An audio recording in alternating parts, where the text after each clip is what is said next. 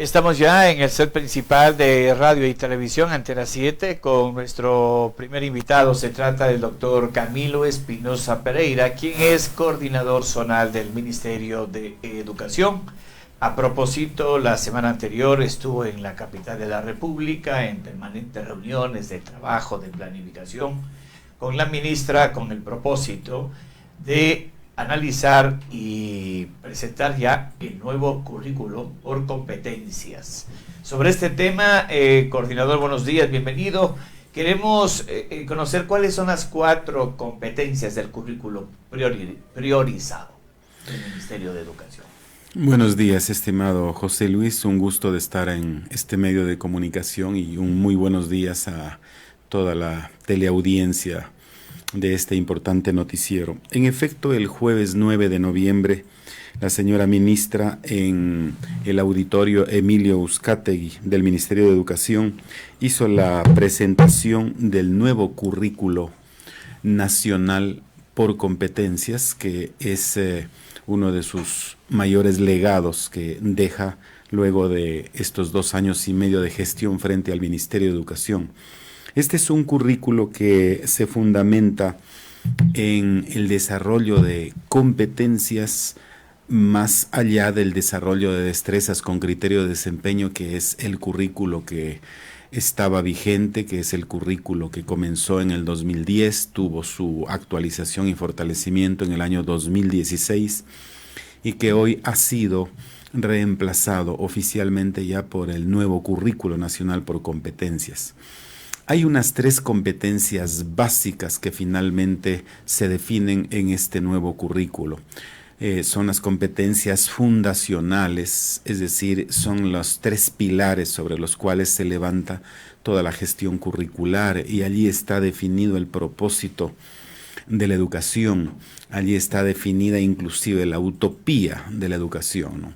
La primera competencia es la competencia comunicativa lingüística, que pretende seguir formando a los estudiantes para que tengan la capacidad de ser buenos comunicadores asertivos. Es decir, dando un paso más allá de lo que tradicionalmente se nos dijo a nosotros cuando éramos estudiantes. ¿Para qué era el área de lengua y literatura, el área de castellano en otros tiempos?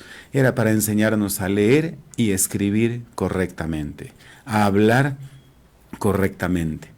Pero obviamente hemos avanzado muchísimo en esto y nos damos cuenta de que se puede construir oraciones gramaticalmente correctas, pero emocionalmente incorrectas, porque yo con una oración que tiene sujeto y predicado y manejo bien el léxico puedo terminar ofendiendo a otra persona. Entonces, no se trata solamente de ser un buen gramático que maneja muy bien la lingüística, que maneja muy bien el léxico, que maneja muy bien la sintaxis, la semántica, sino se trata de ser sobre todo un buen ser humano que hace de la comunicación un instrumento de acercamiento en condiciones de convivencia armónica con los demás. Entonces, esa es la competencia comunicativa lingüística que apunta hacia la comunicación asertiva. La segunda competencia fundacional es la competencia lógico-matemática. No se trata, como se nos dijo a nosotros también en nuestro tiempo, de que nos enseñen a sumar, restar, multiplicar y dividir, a resolver operaciones, sino hacer de la matemática un pretexto para aprender, como en la matemática, a resolver nuestros problemas de la vida práctica. Es decir, si la matemática es un conjunto de problemas que debemos enfrentar y resolver, la vida es así.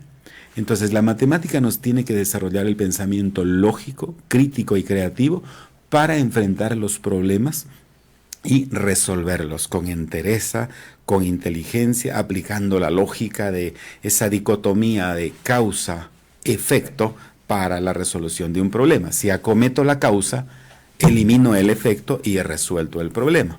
Entonces, eso se llama educar para la vida, no para el examen. O sea, yo siempre vengo insistiendo en esto de que en la vida no estamos dando exámenes, en la vida estamos resolviendo problemas, enfrentando desafíos. Y concomitante a ello, doctor Camilo Espinosa, en resumen, este currículum está enfocado en la memoria y se busca que el estudiante sea capaz de poner los conocimientos en la vida real, es decir, no generar un ente memorístico, ¿no?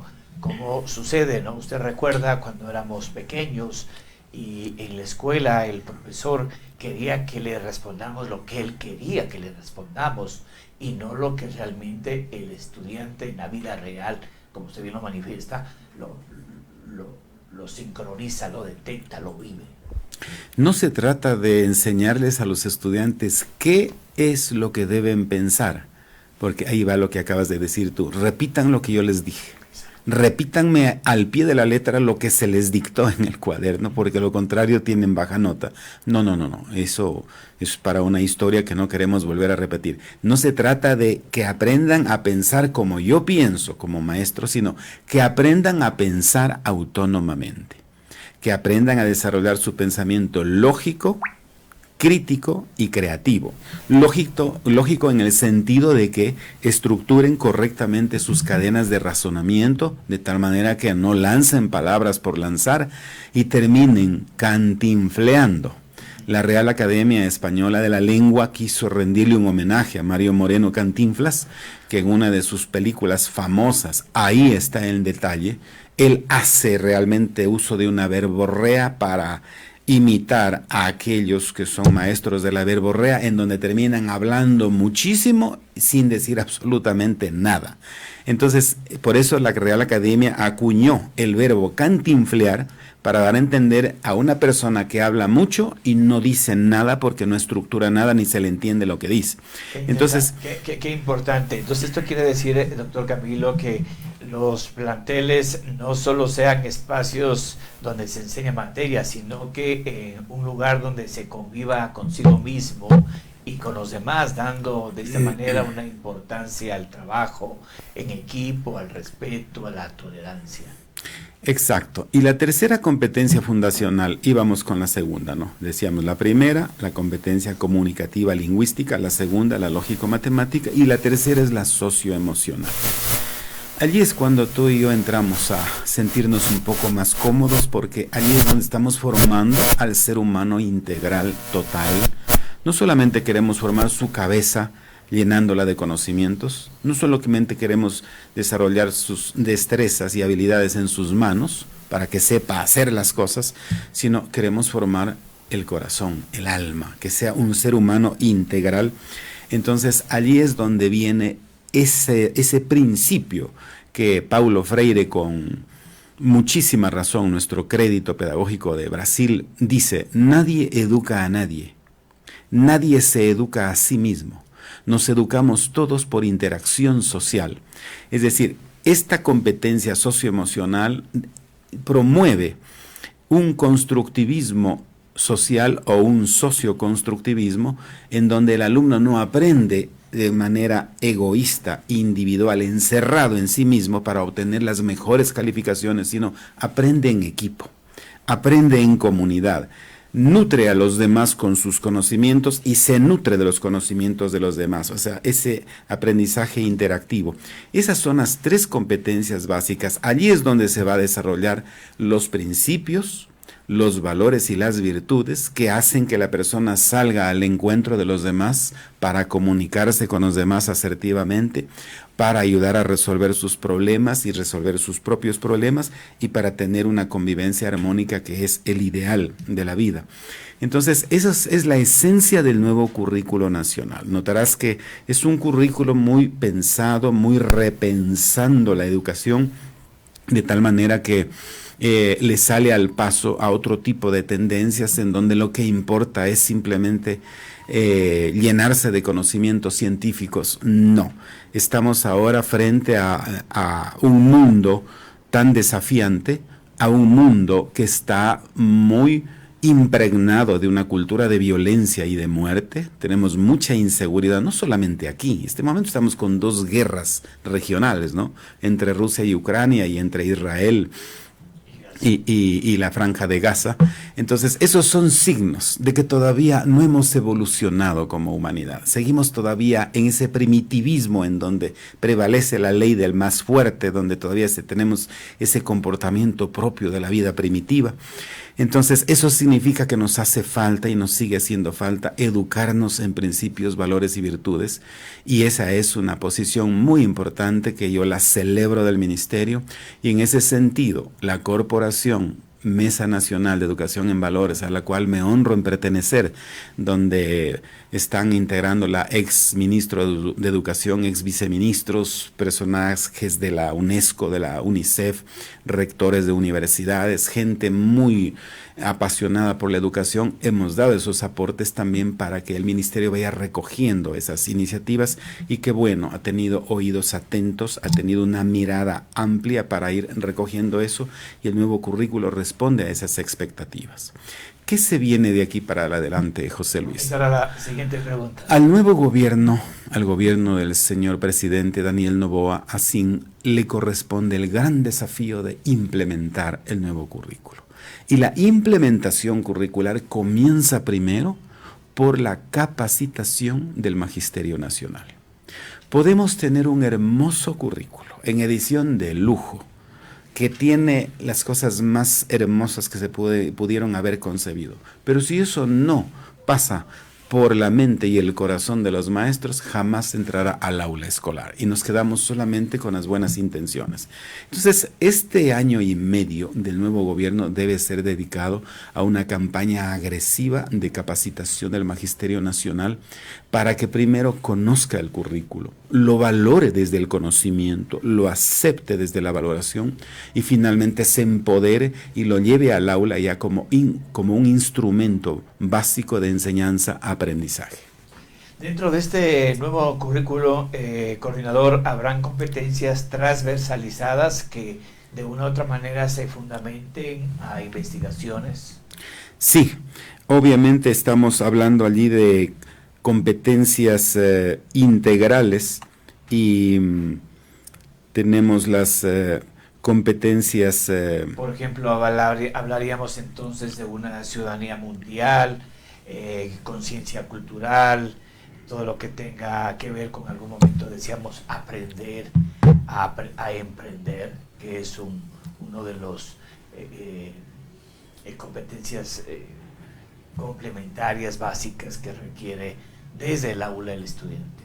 Sí, vamos a tener unas áreas troncales, que son las de los conocimientos históricos que sabemos, lengua y literatura, matemáticas, ciencias sociales, ciencias naturales, y vamos a tener también unas áreas de formación complementaria, de investigación, de desarrollo del emprendimiento, de áreas tecnológicas, áreas optativas que responden al contexto de cada institución educativa. Entonces, hablamos también como una de las áreas básicas, que es el deporte, el bienestar y vida saludable. Exactamente. Entonces, son áreas que están dentro de este rubro, de tal manera que permiten formar no solamente el cuerpo, sino el alma, el espíritu, es decir, una formación integral. Yo diría que este nuevo currículo responde a la gran utopía de caminar por la calidad y por el sendero de la calidad hacia la excelencia, que siempre es la utopía y será la utopía. Los 10 mejores países del mundo que tienen los mejores resultados en educación siguen tras de la utopía de la excelencia educativa. Nosotros tenemos que ir detrás de ellos también, viendo su ejemplo, aprendiendo de los que se nos han adelantado en el camino, y también contextualizando en función de la realidad de América Latina, del Ecuador y de cada uno de los contextos educativos. Este currículo se caracteriza primero por ser flexible, no es una camisa de fuerza para nadie, otorga libertades de aplicación en función de la realidad sociocultural de cada institución educativa. Una cosa es educar en Esmeraldas, otra cosa es educar en Quito, otra cosa es educar en Saraguro, otra cosa es educar en Nangaritza. Entonces, son contextos distintos, no podemos aplicar metodologías únicas, estandarizadas, sino tiene que el maestro flexibilizar su trabajo, su competencia pedagógica para llegar con el mensaje en función del contexto en el que le toca trabajar. Y el desarrollo de su experticia del maestro. Porque si el maestro no investiga, el maestro no es innovador, no es creativo, ¿qué podemos esperar de sus alumnos? Exactamente. Entonces queremos un maestro testimonial. ¿Y qué es un maestro testimonial? Un maestro que da testimonio de vida de lo que quiere que sus alumnos sean, como en el caso de los padres de familia, ¿no? Si tú quieres tener un buen hijo, tienes que ser un buen padre. Si tú quieres tener un hijo sin vicios, tú debes, como padre, no tener vicios, porque desde los vicios no puedo educar a un hijo para que no tenga vicios. Entonces, lo mismo es el maestro. Si quiere que los alumnos lean, los alumnos deben verlo leer al maestro, pero no que sea esa lectura forzada del texto, sino una lectura libre, ¿no? Decirles, estimados estudiantes, les comparto, acabo de leer un libro muy importante, por decir algo, El derecho a la ternura, de un autor mexicano, y quiero compartirles una breve síntesis de lo que he leído. Claro, eso ya implica, estoy dando testimonio, ya ni necesito decirles, ustedes también lean, sino comienzas a remedar en el buen sentido de la palabra lo que otro hace, y por eso tiene un buen léxico, por eso se maneja muy bien, ¿no? Esa es una causa y esa es una cápsula motivadora para que el estudiante se lo invite, se genere ese interés, esa pasión, y diga, vea, el maestro me habló sobre la historia de la ternura y qué bien, ¿no? Y lo invita y dice, voy a ver este libro, voy a investigarlo, voy a consultarlo. Exactamente, entonces va por ahí el asunto, ¿no? Tenemos que dar testimonio de vida de lo que queremos lograr en el aula. Tenemos que dar en la casa testimonio de vida de lo que queremos lograr en nuestros hijos, ¿no? Entonces, es un desafío grande. No somos seres humanos perfectos, nadie es perfecto, pero sí debemos tener bien claro de que somos perfectibles por naturaleza. Queremos entonces, finalmente, doctor Camilo, logramos en este periodo de implementación contar con niños y jóvenes competentes en distintas áreas y que implementen esos conocimientos en su entorno. Exactamente. Quería finalmente agregar el hecho de que el día viernes 10 tuvimos una reunión de trabajo muy importante, los 9 coordinadores zonales con la ministra y su equipo de trabajo de planta central, con el fin de evaluar el trabajo cumplido durante estos 2 años y medio. En mi caso, son 2 años y medio porque yo comencé con la ministra y estoy concluyendo mis funciones con la ministra, ¿no? No es ese el caso de otras coordinaciones zonales donde han habido hasta 5 cambios durante este periodo, ¿no? Esto depende de circunstancias que se van dando en cada zona. Aquí hemos tenido mucha estabilidad. Haciendo una evaluación, haciendo un análisis del trabajo cumplido, le queda a la ministra la sensación de que hicimos todo el esfuerzo posible por responder a necesidades urgentes.